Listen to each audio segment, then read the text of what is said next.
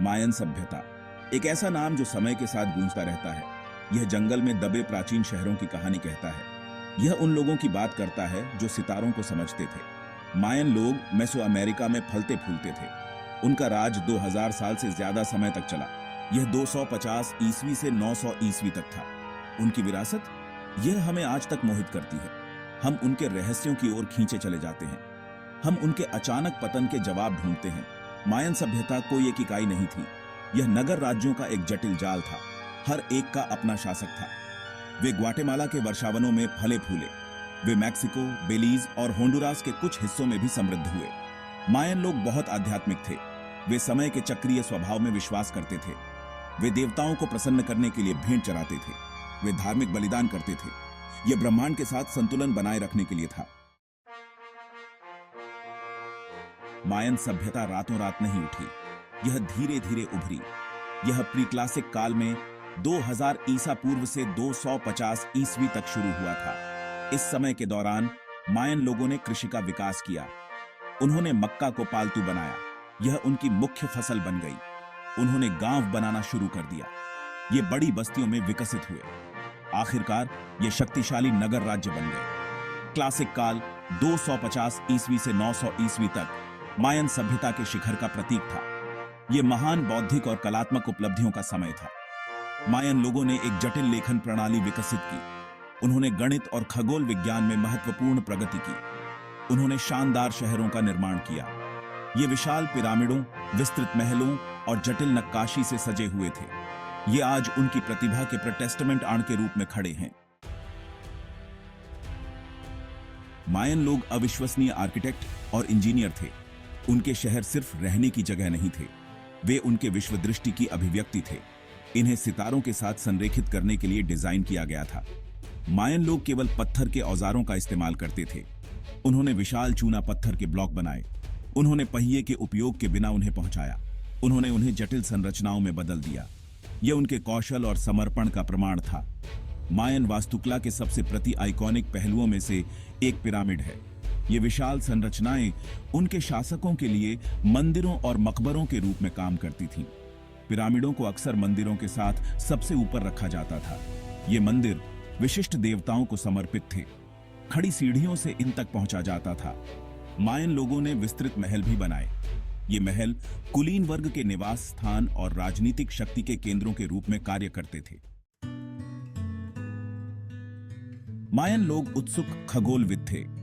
उन्होंने सूर्य, चंद्रमा और तारों की गतिविधियों को देखा। उन्होंने एक जटिल कैलेंडर प्रणाली विकसित की। यह प्रणाली उनकी टिप्पणियों पर आधारित थी। वे ग्रहणों का अनुमान लगा सकते थे।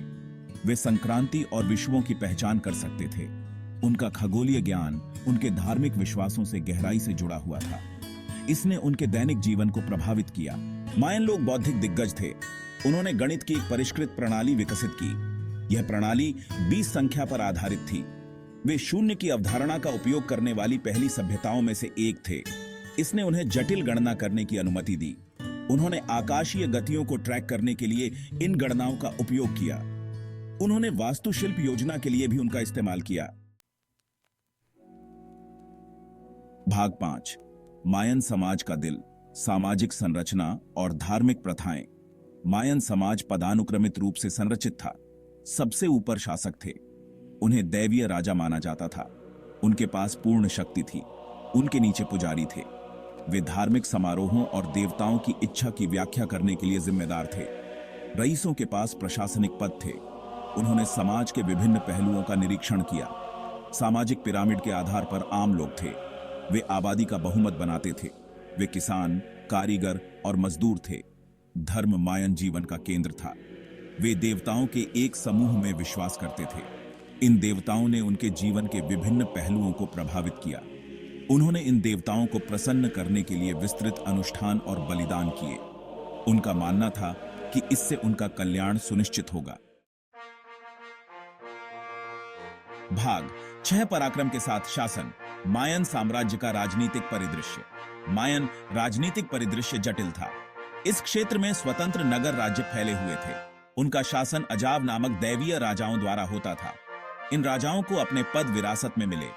उन्होंने अपने डोमेन पर पूर्ण शक्ति हासिल की। वे व्यवस्था बनाए रखने, युद्ध में नेतृत्व करने और अपने लोगों की समृद्धि सुनिश्चित करने के लिए जिम्मेदार थे।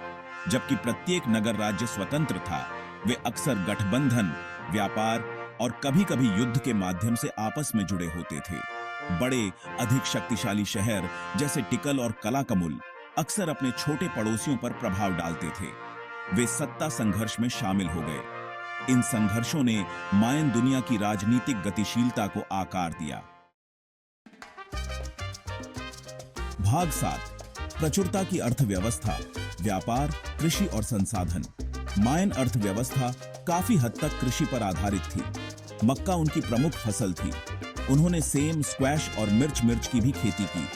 उन्होंने कृषि की एक परिष्कृत प्रणाली का उपयोग किया। इस प्रणाली में उठे हुए खेत और सीढ़ीदार खेती शामिल थे। इसने उन्हें चुनौतीपूर्ण वातावरण में पनपने दिया। मायन समाज में व्यापार ने महत्वपूर्ण भूमिका निभाई। उन्होंने व्यापक व्यापार मार्ग स्थापित किए। इन मार्गों ने मेसो अमेरिका में नगर राज्यों को जोड़ा। उन्होंने मूल्यवान वस्तुओं का व्यापार किया। इनमें ऑब्सीडियन, जेड, पंख और कोको बीन्स शामिल थे, जो मुद्रा के रूप में कार्य करते थे। इस व्यापार ने आर्थिक समृद्धि को बढ़ावा दिया। इसने सांस्कृतिक आदान प्रदान को सुगम बनाया। इस आदान प्रदान ने उनकी सभ्यता को समृद्ध किया। भाग 8, एक साम्राज्य का पतन। मायन पतन के रहस्य को उजागर करना।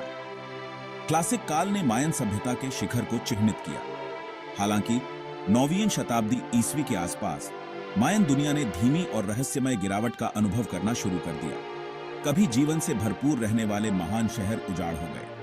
उनकी शानदार संरचनाओं को क्षय के लिए छोड़ दिया गया था। कभी शक्तिशाली राजाओं ने अपनी सत्ता खो दी। मायन समाज का जटिल जाल सुलझ गया। यह गिरावट, जिसे क्लासिक माया पतन के रूप में जाना जाता है, इतिहास के सबसे बड़े अनसुलझे रहस्यों में से एक है। विद्वानों ने अनेक सिद्धांत प्रस्तावित किए हैं। ये सिद्धांत यह समझाने का प्रयास करते हैं कि इस पतन को किस चीज ने जन्म दिया। हालांकि कोई भी एक स्पष्टीकरण पतन की जटिलता को पूरी तरह से शामिल नहीं करता है। यह संभवतः कारकों का एक संयोजन था। ये कारक आपस में गुथे हुए थे और अंततः दूर करना बहुत मुश्किल साबित हुए। भाग 9, पतन के सिद्धांत, युद्ध, अधिक जनसंख्या और पर्यावरणीय गिरावट। एक प्रचलित सिद्धांत मायन के पतन का श्रेय युद्ध की लंबी अवधि को देता है।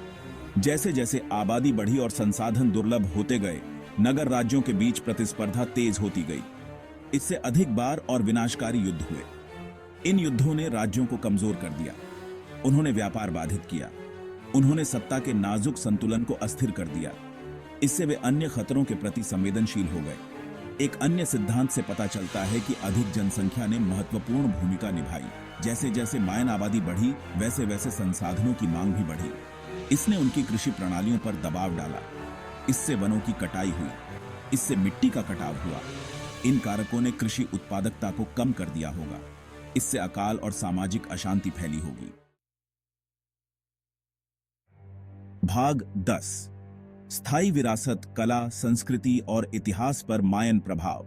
जबकि क्लासिक मायन सभ्यता का पतन हो गया, मायन लोग गायब नहीं हुए। उनके वंशज इस क्षेत्र में रहते रहे। उन्होंने अपनी सांस्कृतिक परंपराओं को संरक्षित किया। उन्होंने पीढ़ियों से अपने ज्ञान को पारित किया। आज मध्य अमेरिका में लाखों माया अभी भी निवास करते हैं। वे मायन भाषाएं बोलते हैं। वे अपनी विरासत को जीवित रखते हैं। मायन विरासत उनके वंशजों से परे फैली हुई है।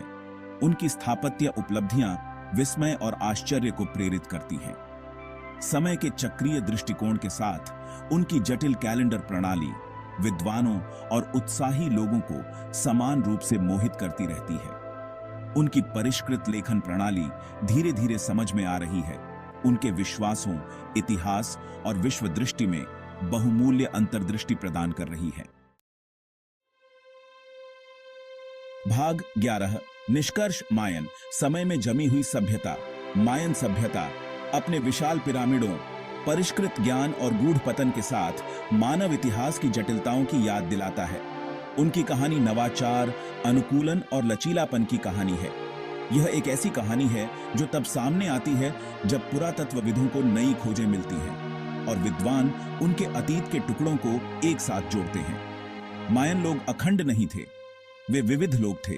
उन्होंने चुनौतियों का सामना किया, उन्होंने जीत हासिल की, उन्होंने एक विरासत पीछे छोड़ी जो प्राचीन दुनिया के बारे में हमारी समझ को आकार देती रहती है। जैसे जैसे हम उनकी दुनिया में गहराई से उतरते हैं, हम इस प्राचीन सभ्यता की सरलता और लचीलापन के लिए अधिक प्रशंसा प्राप्त करते हैं। हमें याद दिलाया जाता है कि महान सभ्यताएं भी समय के ज्वार से अछूती नहीं हैं। उनकी कहानी हम सभी के लिए एक मूल्यवान सबक का काम करती है।